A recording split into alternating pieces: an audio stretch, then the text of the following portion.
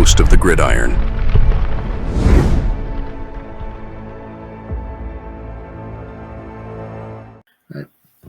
The end of a QB's year is not always pretty, or any year. It's not always pretty, right? I mean, if you don't know, that's YA Tittle here. This is after he got sacked against Baker. Baker, I can't remember his name, John Baker. I can't remember the guy that from Pittsburgh. He got sacked against the Pittsburgh Steelers. I think he tried to throw a screen pass. He got what they say, kind of like blindsided or whatever. On that play, he wound up with a concussion. His helmet got cracked. I believe his helmet is in Canton from that play. You can see the blood dripping down his forehead and all of that, his bald head, kind of like mine. I think he had a cracked sternum or something. He had some torn cartilage or something in his ribs or something like that from that one play, and he had a concussion. He didn't start, I don't think, let me see here. Hold on there. All right, let's go here. All right, Tittle here. 1964. He played in every. Oh, okay. No, there was 3 games he didn't start, but he played in every game. He had a concussion. He had a cracked sternum from that one play. Right? He played in every game. That was a couple of games he didn't start, but that was 64. They were 2-10-2. They were horrible. That's why in 1965 they had the number 1 overall pick because they had the worst record in all of football. Unfortunately, in 65, they took Tucker Frederickson instead of Gale Sayers or Dick Butkus.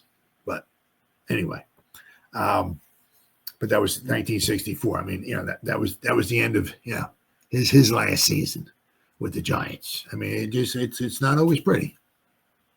I mean, I can go. We can go all the way back until 1925. When Dutch Hendrian was the Giants quarterback. He's the one who called the plays and everything. But Jack McBride, the fullback in 1925, was actually the one who threw the football. He was the passer of the ball. But, we're not going to go back that far. But, I mean, you start with, YA Tittle, right? Hey, things with sunshine and roses. He comes here in 61, 62, and 63. The Giants win the division. They go to the championship, 3 straight games. His final season, 1964, their last place, worst team in the whole league. He has a horrible season, and cracked sternum, concussion. He has a concussion. Next week he's out there playing again. Right? I said his helmet got cracked. It's not always pretty. Fran, of course, kind of like after that, we had Fran Tarkenton from 67 to 71. I mean, after 71, he wanted to leave. It wasn't. He didn't want to be here anymore. I think, and I know he asked for a raise, and Giants kind of like laughed at him, whatever. Right. After that, you had Snead and Morton. Craig Morton came from the Cowboys. I mean, the Giants were a horrible team back then. It's just bad. I mean, then you go look at Phil Simms. Phil Simms from 79 to 93. 93 after 93 was his best. Let's see here. Phil Simms. I mean, it was his best passing season. Let's see here. Phil Simms. Right. And they didn't want to resign him. Right. I mean, because they wanted to go with a younger crowd. Of course, one of them was Dave Brown from Duke. So of course, that 93. He completed 61.8% of his passes, which was the best of his career. Completed almost. It was the first year of Coach Reeves. Reeves was here. They went to the playoffs. Won the first game of the playoffs. Beat the Vikings, and then they got blown out by the 49ers. But he completed almost 62% of his passes. He had 15 touchdown passes. Wasn't high, but he only had 9 interceptions. I mean, he had over 3,000 yards passing. Had a very, very good year. I mean, the Giants won the ball a lot back then as well, too. But he had a very, very good year. And they never brought him back. Right? I mean, they thought, he was kind of like almost thinking like almost for sure. Oh, man, they'll bring me back. I had a great year. Nope. Not always pretty, right? We had Collins. We got Collins in here. Kerry Collins had 2003 was his final season here. I mean, the Giants were horrible in 2003. But then in 2004, we brought Kurt Warner in there, a future Hall of Fame quarterback. Right? I mean, he thinks, then we brought in Daniel Jones. Not Daniel Jones. Eli Manning in 2004, right? I'm sure they told Kurt Warner, you're going to be the starter. But I don't know how they went around telling him. You could be benched at any time if we think Eli's ready to go in or whatever. But I mean, Kurt Warner led the team. They were 5-4. They were in a playoff race, right? And all of a sudden, they decided to bench him, put Eli in there. Well, they were in the playoff race at 5-4. They benched the future Hall of Fame quarterback, right? They put Eli Manning in there, and he proceeded to lose the first 6 games he was in. So they went from 5-4 to 5-10 before he won the final game of the season against the Cowboys at the old Giant Stadium. So I mean, for Kurt Warner, he's kind of like, he's on the sideline. He got benched. He's a better quarterback at that particular time than Eli Manning was. He's benched, because they put a high pickup on Eli. They traded away a bunch. They wanted to get him in there, and they were willing to, pretty much give up on the season, which they pretty much did. Because they were actually one time they were 5-2. Then they lost 2 tough games on the road, I think it was, and then they were 5-4. And that's when they benched Kurt Warner. So, I mean, for him, Kurt Warner, he's like a future Hall of Fame quarterback. He won a Super Bowl. He went to another Super Bowl. He's like, what am I doing here? It didn't end pretty for him. He winds up the last 7 games of the season. He's the backup quarterback. Right? Super Bowl winning quarterback. He's been to 2 Super Bowls. Great, all that. And he's holding the clipboard for some guys out there losing every game and looking pretty bad, might I say, too. And he's like, what the am I doing here? Right? Then you go to Eli Manning.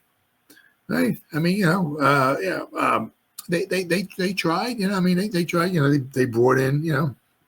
I know one of the things I think Gettleman seemed like he wanted to do was Eli was at the end. They kind of figured, right? He only had so much time left, so it's like, they wanted in 2017. Let's draft Evan Ingram. So they had Odell Beckham, they had Sterling Shepard, right? So, but then they got a nice, and Ingram was a little bit of a mismatch. Then in 2018, they got himself a running back, right, Mr. Saquon. So, they try to, put some pieces around Eli. Maybe he can make some kind of magical run at the play. They did this after the 2016 season, right? Because the defense in 2016 was really good. That was the kind of the glue that held the team together. That's what really helped the Giants, go to the playoffs, was the defense. And you figure the defense would maybe hopefully be just as good as 2017, which it wasn't. But they're thinking, I guess, like in the draft, it's like, all right, 2017, we have a decent defense. Hopefully the defense will be good. Let's throw another piece of the puzzle at Eli, and let's get him a tight end. I said in 2018, let's get him that running back, right? And hopefully build a little more around Eli. Maybe he can make one more magical run at a Super Bowl, but it didn't happen, right? So, Eli's, he goes out there and, all of a sudden, boom, right? Or the other one, the kicker of it, right, was when they McAdoo benched him in the Raider game, put Geno Smith in there. Well, he got to try things. Things weren't working out well. Things weren't working out well for anything in the 2017 season. Down the toilet. But, so they benched him for the one game, put Geno Smith in there. That wasn't the answer. So they put Eli back in there. But, when they took took Daniel Jones, the writing was on the wall. It's like, oh, sorry, Eli, time for you to go. He wasn't overly happy about it, right? He did have that one is the final game he started against Miami. He went out on a winner. It was a magical day, right? One of the bright spots we've had in the past. One of the few bright spots we've had in the past 5, 6, 7, whatever years, right? But it doesn't always end. It's not always sunshine and roses. It's not, a lot of times, what's going on with Daniel Jones? A lot of times these quarterbacks, they sign these big contracts and they're smiling and all, 5 years, 50 million a year, 250 million, whatever, 175 million guaranteed. Everybody's holding hands.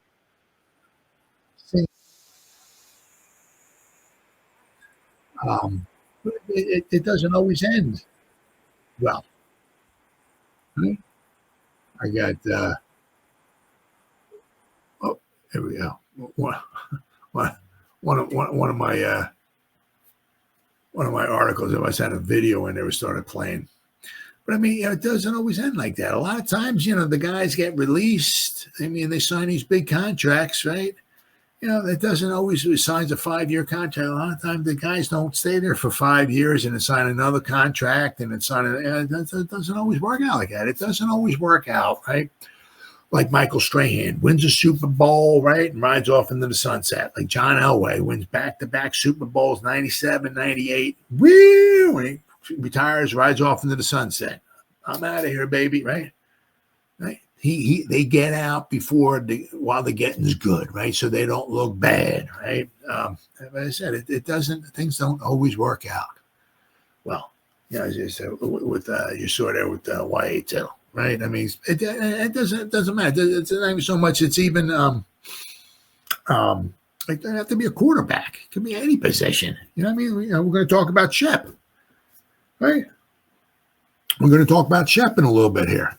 Right. I mean, he had some injuries. The Giants kind of like brushed him off to the side, but he's doing okay. Okay.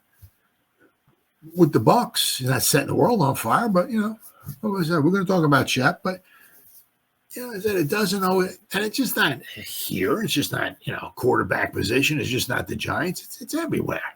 I mean, look at Russell Wilson, right? It went from Seattle, went to the Broncos, and Peyton didn't even want the guy.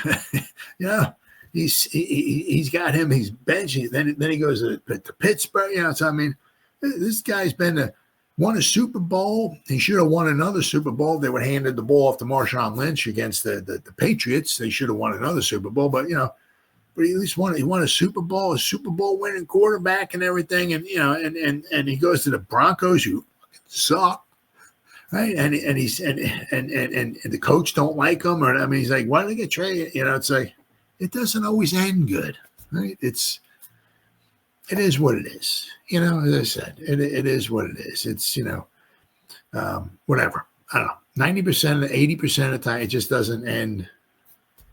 Like it's not always sunshine and roses. Everybody's not holding hands. Sometimes things end okay, but it doesn't always.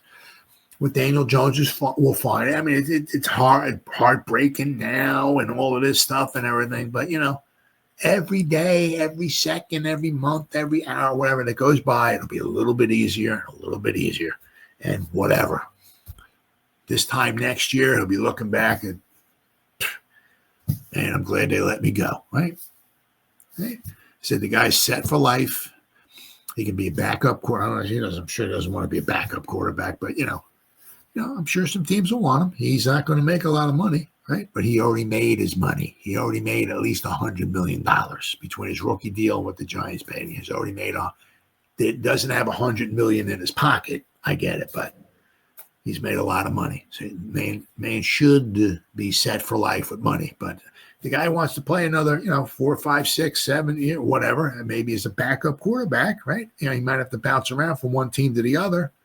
But, if he wants to play in the NFL, quite possibly. He might have quite a few more years left in him. But, it hurts right now. But, as I said, this time next year, he might be on his knees saying, thank you, Jesus. Thank you, sweet dear baby Jesus. The Giants let me go. Thank you so much. Right?